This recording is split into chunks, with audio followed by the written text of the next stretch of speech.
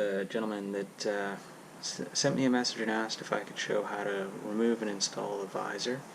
Having some trouble getting the visor pins out and back in, so yeah, no problem. It's pretty simple. Just lift up, give it a little bit of a wiggle, and the whole thing pops out like that. And same thing on the other side, just flip it around, lift up, give it a little bit of a wiggle, that's it.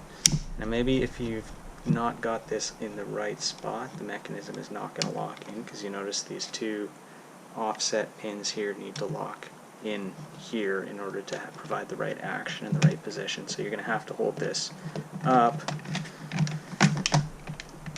in order to lock it in, just like so.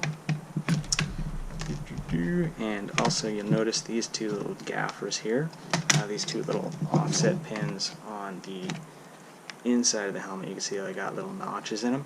Those are the hard parts to get inset. You have to have those locked into that spot right there. So if you don't lift up, there's no way you're going to get those suckers in there.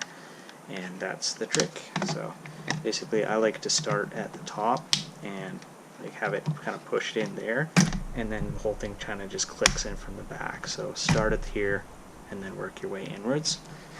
Flip it back around the other side, do this again. Forgive the dirty helmet, I'm doing this in winter.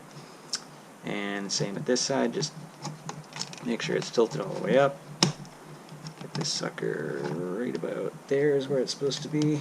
Lift up and start with the outside and go towards the inside, and it will just click right into position. That's it.